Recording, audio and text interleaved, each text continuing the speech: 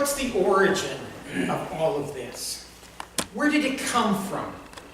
Who or what brought this creation, this material, this universe into existence? Where did space come from?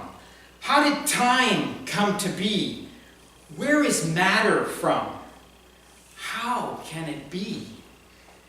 It seems to me that humans seek answers to these questions because there are deeper existential questions that gnaw at them, that come from these questions.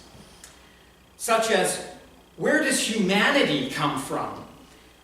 What is human origin? How did humanity come to be? And what is our purpose?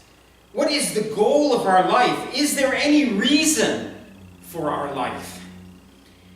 These two kinds of questions are closely related. The answer to one affects the answer to the other. If I'm a product of chance, then ultimately there is no purpose, no reason for me existing. If I'm created by God, though, then there is purpose in this life. And so the Bible begins with a short but profound sentence. Genesis 1:1, which is my text for today.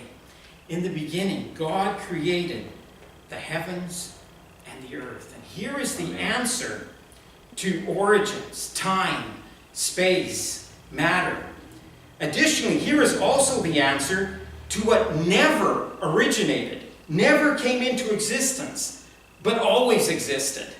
This is the first mention of God in the Bible. And although the verse asserts the origin, the coming into existence of what we see around us, God is not part of this category.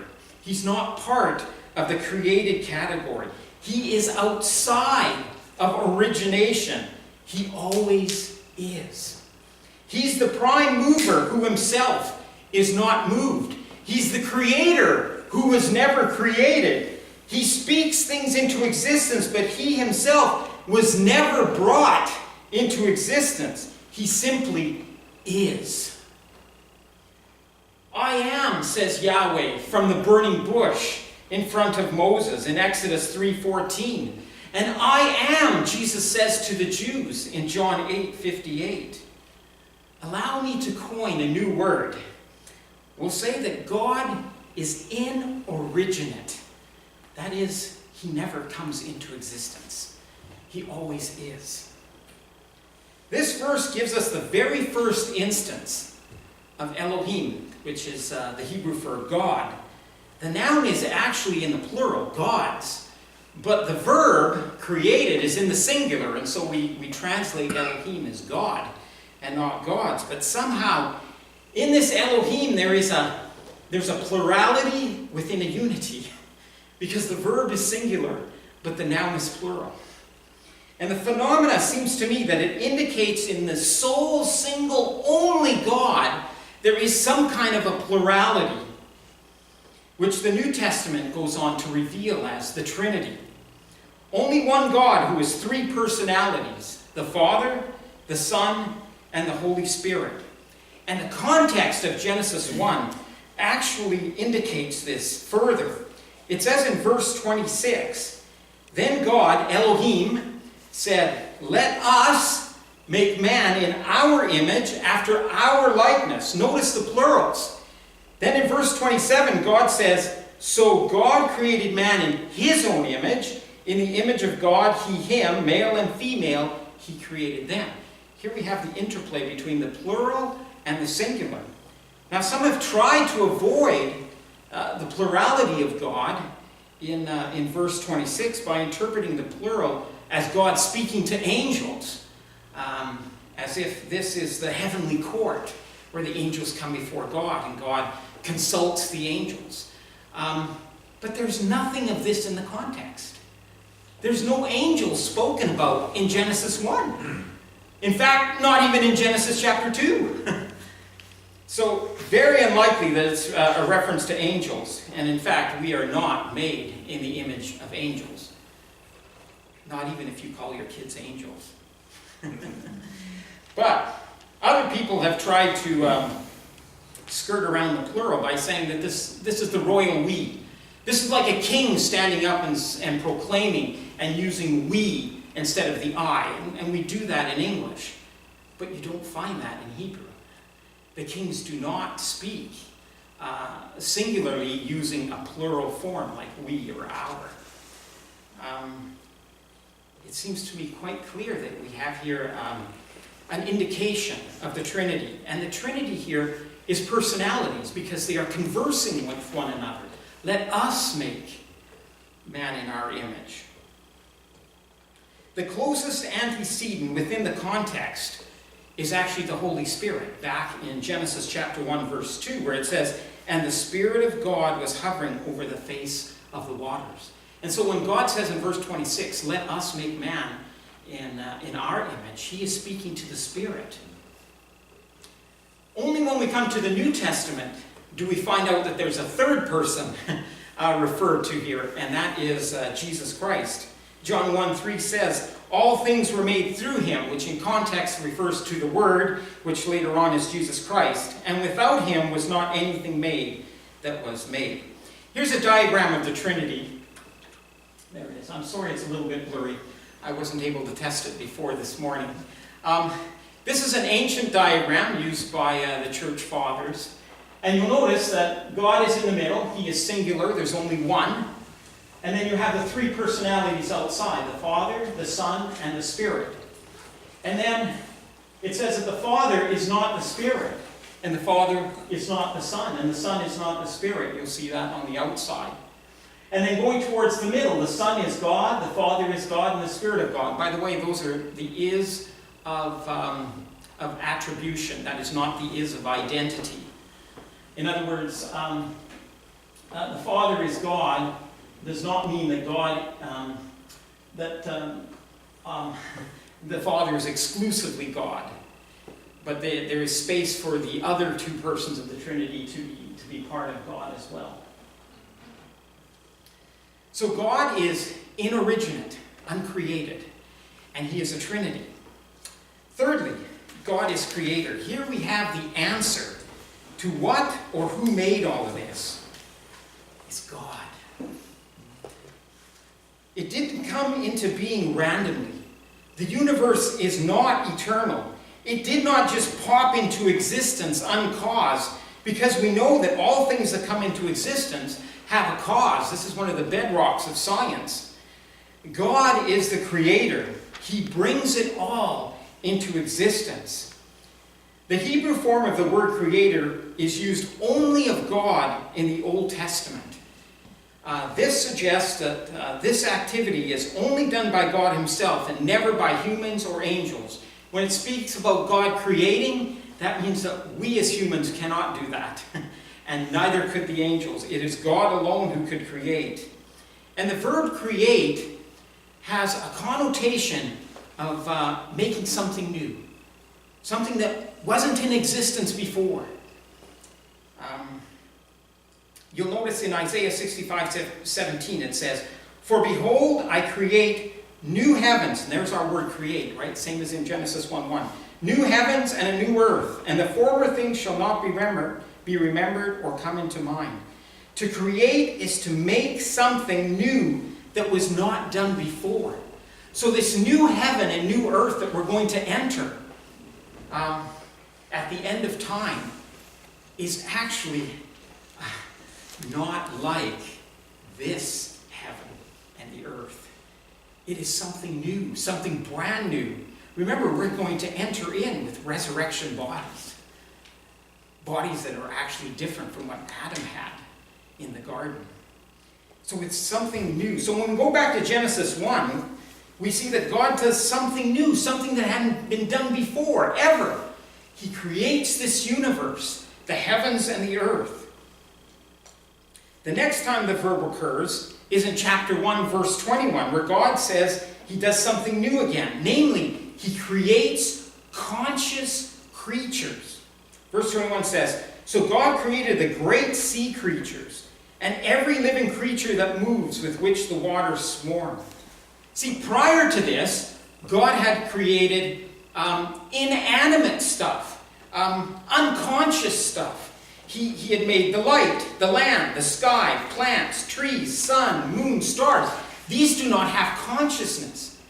Consciousness starts happening here in verse 21 when he creates the animals. And so the word created is there because this is something new that God was doing. And then the word occurs one more time in verse 27 where it says, so God created man in his own image. Again, this is something new. God hadn't done this before this verse. That is, create something in his own image. And so humanity is the only one that bears the image of God. The animals don't have it. The plants don't have it. Inanimate objects, rocks, land, sky, stars, they don't have it. This is unique to humanity. And there's a subtlety in the blessings that God gives to the animals and a blessing he gives to humans that shows that humans are different from the animals. They bear this image. Verse 22 says, and God blessed them, saying, be fruitful and multiply and fill the waters and the seas and let the birds multiply on the earth. This is what God says to the animals. So this commandment is no different from God saying, let there be light. And there was. And so this commandment is no different. God says, be fruitful. And they were going to be fruitful.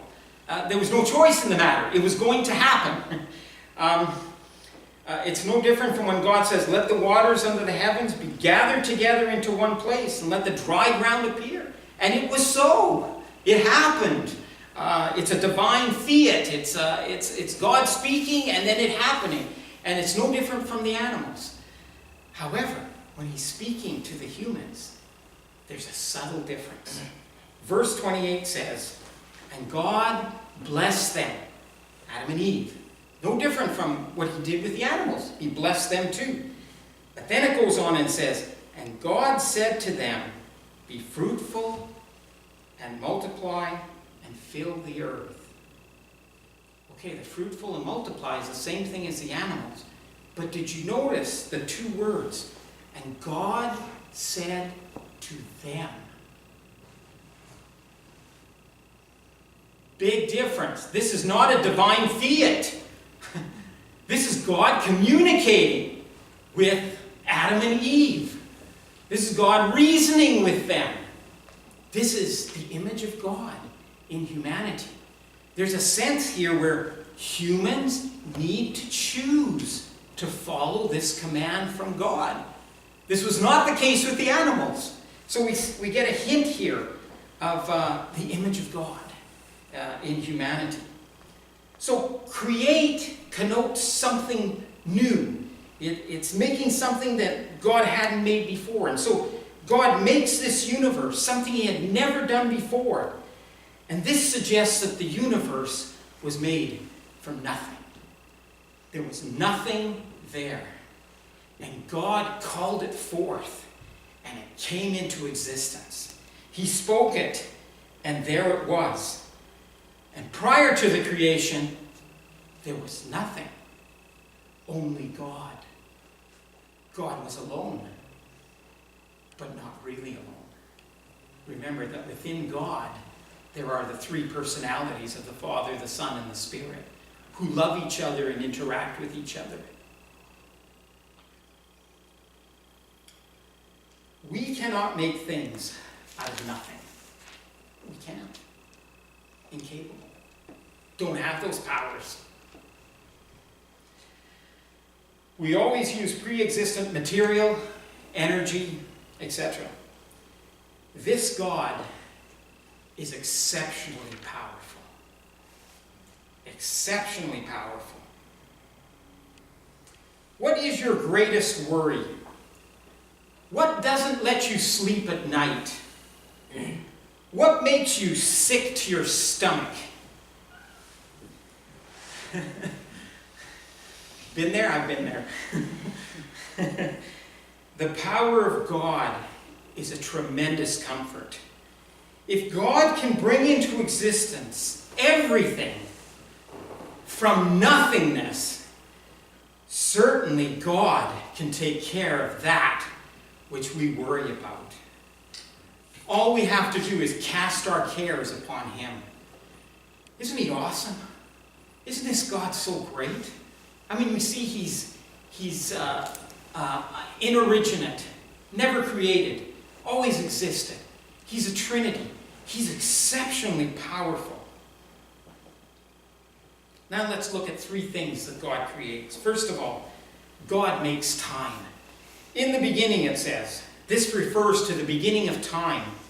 It seems quite clear from the flow of the passage. You have the beginning, and then you have one day in verse 5, second day, verse 8, third day, verse 13.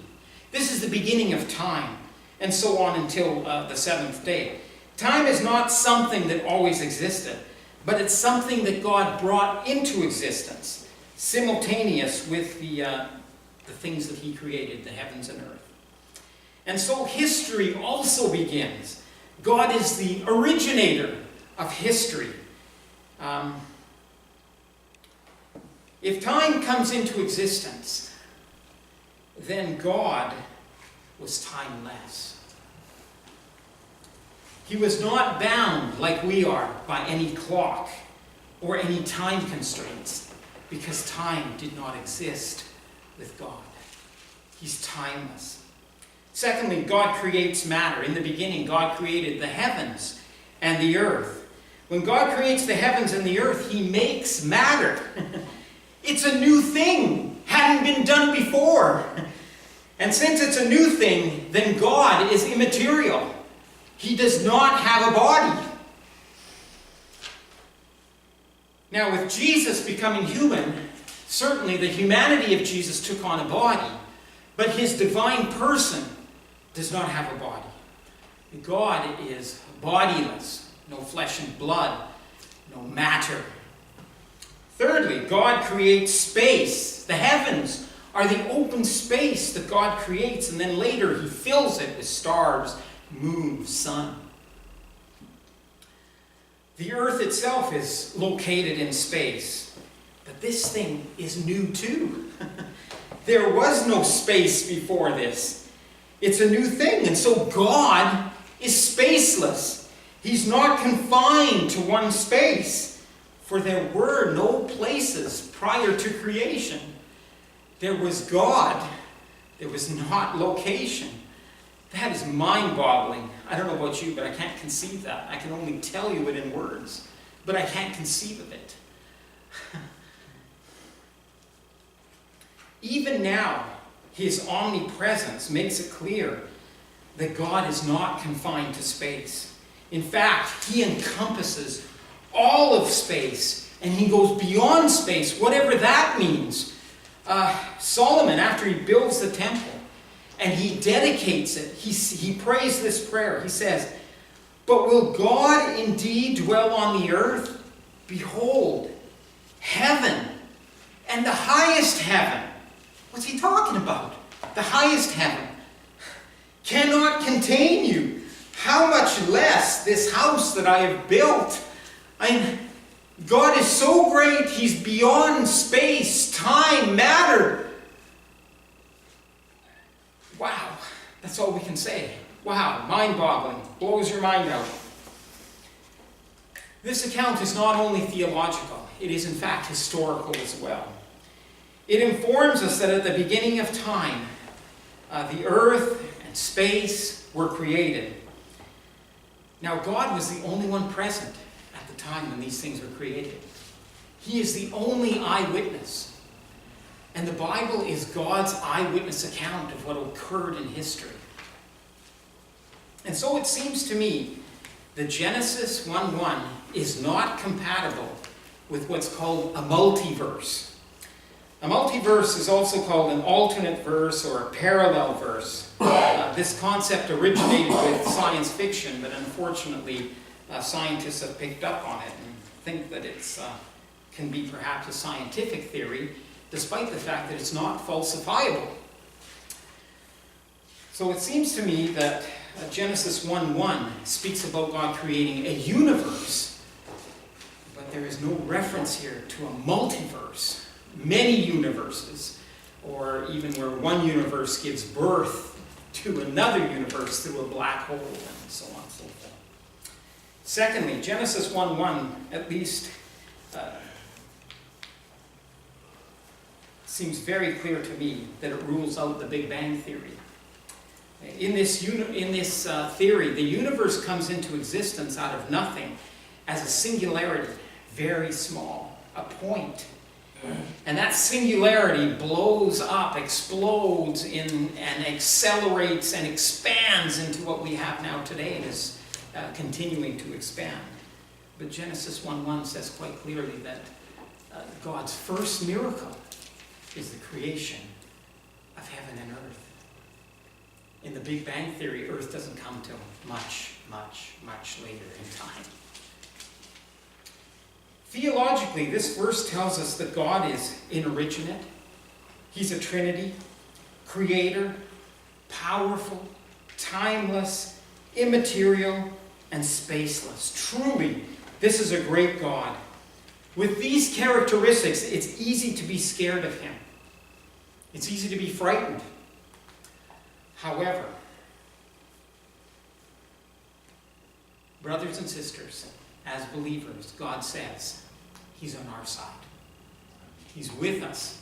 He's for us. This great, tremendous, superlatives don't do justice to God. But he's for us. He's with us. He loves us. He works everything out for our good. You and I need to live in intimacy with this great God. Is God sufficient for me? Is he enough? Can I find full satisfaction in him? The answer is yes, 3 times. Yes, yes, yes. During those spiritual dry periods in our lives, where do we go? Where do we run? Where do we find satisfaction, contentment? Do we do a little more shopping to find it? Do we go for the drugs? Do we go to the alcohol? Or some other thing? I mean, some of these things have a place in our lives, but they do not have a place in the Christian's life when it comes to satisfaction and contentment. Those things we can only find in the Trinity, in the Father, the Son, and the Spirit. Powerful, inoriginate, creator, timeless, immaterial, spaceless. This is the God who can bring satisfaction and contentment to the believer. Is there purpose in life? Does it really matter what I do? Again, we have to answer yes. Yes, because this great God created the universe. He created you and I and everything else. And this life is not the end. He's going to create a new heavens and a new earth. Amen.